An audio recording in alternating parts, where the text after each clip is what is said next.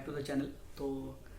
तो अभी बात करूँगा मैं कि जो मैंने पहले पार्ट में बताया कि सीकैट के लिए मैंने कैसे प्रिपेयर किया और सीकैट के दौरान मेरा एक्सपीरियंस कैसा था, और आप लोगों के कुछ सजेशंस भी थे उस वीडियो में, तो आप लोग वो देख लेना, मैंने प्लेलिस्ट में डाली हुई है। इस वीडियो में बात करूँगा कि मेरा जो ड्यूरिंग द कोर्स मेरा एक्सपीरियंस था वो कैसा था। ठीक है, तो कैसे सारी वहाँ पे चीज़ें मैनेज की मैंने, और गैप होने की वजह से क्या इशू आ रहे थे। तो जब देखो, जब क्लासेस स्टार्ट हुई थी ना, तो ऑब्वियसली इतना गैप हो चुका है और चीज़ें थोड़ी सी भूल चुका हूँ मैं, और मेरा कोडिंग का बैकग्राउंड भी नहीं था, तो थोड़ा सा डिफिकल्टी होता था स्टार्टिंग में आपको ऐसा लगेगा कि आप लैग कर रहे हो, बाकी लोग थोड़ा सा आपसे फास्ट जा रहे हैं। ठीक है, तो आपको थोड़ी सी एक्स्ट्रा मेहनत करनी पड़ेगी, बट टेंशन मत लेना, क्योंकि इवेंचुअली सब ठीक हो जाएगा, इवेंचुअली सब एक लेवल पे आ जाओगे कुछ टाइम बाद। ठीक है, बस वही है कि थोड़ा सा ध्यान देना स्टार्टिंग में, कोशिश करते रहना। ठीक है, और टाइम मैनेजमेंट बहुत सबसे बड़ी चीज़ है सीडेक के थ्रू आउट द कोर्स। ठीक है, टाइम मैनेज अगर आप अच्छे से कर लेगा तो आप समझ लो कि आपका काम हो गया, आप काफ़ी अच्छा परफॉर्म कर लोगे। ठीक है, क्योंकि क्लासेस काफ़ी लंबी होती हैं, फिर लैब्स भी होते हैं उसमें, तो लैब को यूटिलाइज़ करना ज़्यादा से ज़्यादा, क्योंकि लैब में क्या होता है कि जो भी आपने मतलब क्लास में आपने चीज़ें थ्योरेटिकली सीखी हैं वो आप प्रैक्टिकली इंप्लीमेंट करके देखते हो लैब के में। और अगर लैब में कोई चीज़ समझ नहीं आती है तो हेजिटेट मत करना, बिल्कुल डायरेक्टली आप पूछना जो भी आपकी लैब फैकल्टी है उससे। अगर लैब फैकल्टी के पास कभी कभी टाइम नहीं होता है तो आप अपने फ्रेंड से कांटेक्ट कर लो। फ्रेंड, आप तो इंजीनियरिंग करी हुई है, आपको तो पता ही है कि फ्रेंड की हेल्प कैसे ली जाती है। ठीक है, जो असाइनमेंट मिलेंगे वो असाइनमेंट प्लीज़ स्किप मत करना। असाइनमेंट आपको सारे के सारे सबमिट करना, अगर असाइनमेंट सबमिट ना भी करना हो तो एटलीस्ट सॉल्व तो करना ही करना। और प्लीज़ वो कॉपी पेस्ट वाला काम मत करना। अगर सपोज डेडलाइन है तो जानता हूँ कि इंजीनियरिंग में वो कॉपी पेस्ट चलता है। ठीक है, तो यहाँ पे थोड़ा सा सीरियस रहना। कॉपी पेस्ट अगर आप करके सबमिट कर भी देते हो किसी रीज़न से, तो एटलीस्ट एक बार वो जो असाइनमेंट है वो खुद से करके ज़रूर ट्राई करना, क्योंकि वही बहुत इंपॉर्टेंट है। वो आगे जाके आपको काम आने वाला है। आपको जो एग्जाम्पल, जो आपका सीसी एग्ज़ाम होगा या आपके जो इंटरव्यू होंगे उसमें वो आएंगी, वही चीज़ें आएंगी जो आपने मतलब कोर्स के दौरान पढ़ी हैं। ठीक है, कोई नई चीज़ नहीं आएगी वहाँ पे। ठीक है, तो यही है, बस कोर्स के दौरान थोड़ा सीरियस रहना, मस्ती मजाक चलेगा, थोड़ा सा सीरियस हैक्टिक शेड्यूल होता है, लेकिन बीच बीच में थोड़े फेस्टिव सीजन आते हैं या कुछ ऐसे मौके आते हैं जहाँ पे थोड़ा रिलैक्स होने का मौका मिलता है आपको। ठीक है, तो उन चीज़ों को भी अच्छे से यूटिलाइज करना और have fun during the course. Don't take that much stress, बस थोड़ा सा सीरियसली पढ़ाई करना।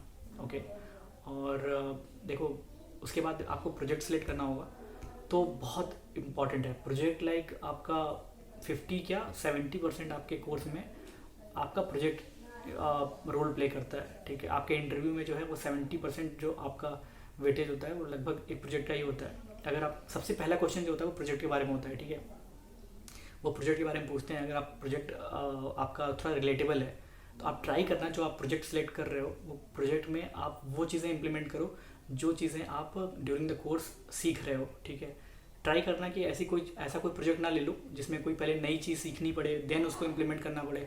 वो टाइम कंज्यूमिंग भी होगा, और वो अगर कोर्स से रिलेटेड नहीं है, आपके जो सब्जेक्ट्स आपने पढ़े हैं उससे रिलेटेड नहीं है, तो थोड़ी डिफिकल्टी होगी आपको इंटरव्यू में। ठीक है, तो ट्राई करना कि जो आपने सीखा है कोर्स में वही चीज़ें आप इम्प्लीमेंट करो उस प्रोजेक्ट में। ठीक है, और सीसीई के लिए अलग से बहुत टाइम नहीं मिलता। सीसीई के लिए आप सोचोगे कि मैं कोर्स खत्म हो जाएगा उसके बाद एंड में पढ़ाई करूँगा सीसीई के लिए, तो ये पॉसिबल नहीं होगा। आपको स्टार्टिंग से ही थोड़ा थोड़ा करके पढ़ते रहना पड़ेगा। ठीक है, कुछ सब्जेक्ट ऐसे हैं जिनका सिलेबस फिक्स होता है। लाइक अगर मैं सी लैंग्वेज की बात करूँ, डेप्थ इन सी आती है उनकी बुक, और सी में कुछ चीज़ें प्री डिफाइंड है, आपको पता है कि यही यही चीज़ें पढ़नी होती हैं। तो जो इस तरह के कोर्सेज हैं, ऑपरेटिंग सिस्टम हो गया, तो इस तरह के जो कोर्स सब्जेक्ट्स हैं वो आप स्टार्टिंग से ही पढ़ते चलना उन चीज़ों को। और कुछ चीज़ें ऐसी होती हैं जिसमें उनका जो एक सिलेबस होता है वो बहुत ज़्यादा डिफाइंड नहीं होता है। कुछ चीज़ें कहीं और मिलती हैं, कुछ चीज़ें कहीं और मिलती हैं, तो उसके लिए आप अपने टीचर्स के ऊपर डिपेंडेंट हो सकते हो। डोंट वरी, उसके बारे में टेंशन लेने की ज़रूरत नहीं है।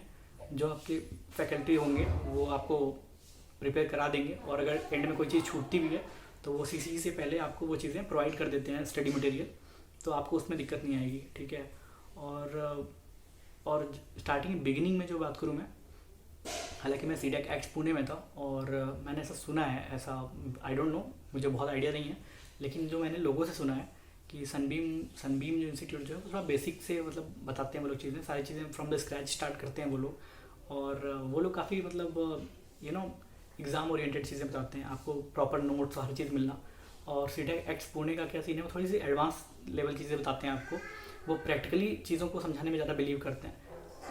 ये चीज़ें मैंने सुनी है मैंने ऑब्वियसली मैं सनबीम में तो पढ़ा नहीं हूँ, कोई भी एक इंसान एक ही इंस्टीट्यूट में पढ़ सकता है, तो उसका एक्सपीरियंस है मुझे कि सीडेक एक्ट्स में जो चीज़ें हैं वो थोड़ी प्रैक्टिकल लेवल की होती हैं, ठीक है।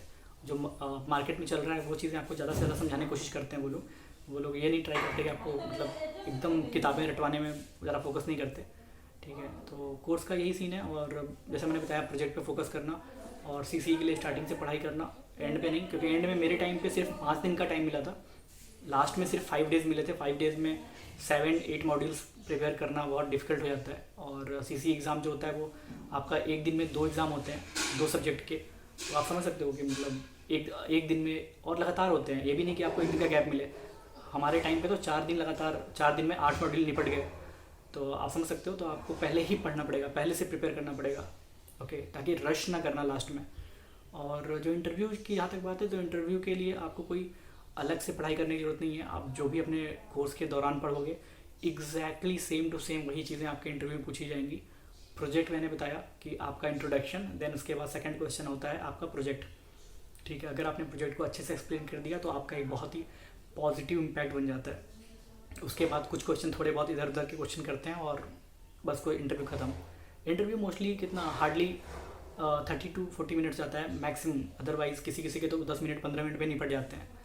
तो ठीक है, वही प्रोजेक्ट पे फोकस करो इंटरव्यू के लिए, इंटरव्यू के प्रोस्पेक्टिव से भी, क्योंकि इंटरव्यू में आपके प्रोजेक्ट का वेटेज काफ़ी ज़्यादा होता है, और जो आपके सब्जेक्ट्स हैं वही आएंगे, और प्रैक्टिकल जो आप कर रहे हो लैब में वही प्रैक्टिकल्स आप वहाँ भी एक्सप्लेन करने वाले हो, तो लैब को ज़्यादा मिस मत करना। और देखो, मैं कोई आइडियल स्टूडेंट नहीं था, मैंने भी बंक करे हैं, मैंने भी चीज़ें छोड़ी हैं, असाइनमेंट थोड़े डिले करें, तो इसलिए मुझे एक्सपीरियंस उनका पता है। तो मेरा एक्सपीरियंस खुद का यही है कि थोड़ा डिले हो चलता है, लेकिन एट द एंड आपको सारी चीज़ें एक बार थोरोली देखनी पड़ेंगी, ठीक है। आप एटलीस्ट करके देखना एक बार, अगर आपसे कोई चीज़ मिस हो जाती है ना, ज़्यादा ट्राई करना कि सारी क्लासेस अटेंड करो, क्योंकि मैंने क्लासेस बंक की हैं तो मुझे पता है कि बंक करने का थोड़ा सा इशू होता है। बंक करने आप क्लासेस अगर बंक करते हो ना, तो वो चीज़ आपकी जो छूट गई ना, कितना भी आप खुद से पढ़ लो, वो चीज़ें फिर उतने अच्छे से समझ में नहीं आती हैं। तो कोशिश करो कि सारे क्लासेस अटेंड करो, और ऐसा कोई दिक्कत नहीं आएगी। और बस इतना ही बोलूँगा कि मेरा एक्सपीरियंस यही था, अच्छा था। फर्स्ट मेरा तो 20 कॉल मिलते हैं, वैसे मैक्सिमम 20 कॉल्स मिलते हैं सीडैक में, अब पहले 30 कॉल मिलते थे मैक्सिमम।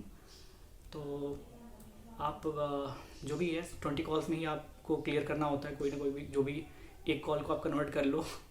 तो मुझे लगता है 20 कॉल्स काफ़ी होते हैं एक इंसान को प्लेस होने के लिए।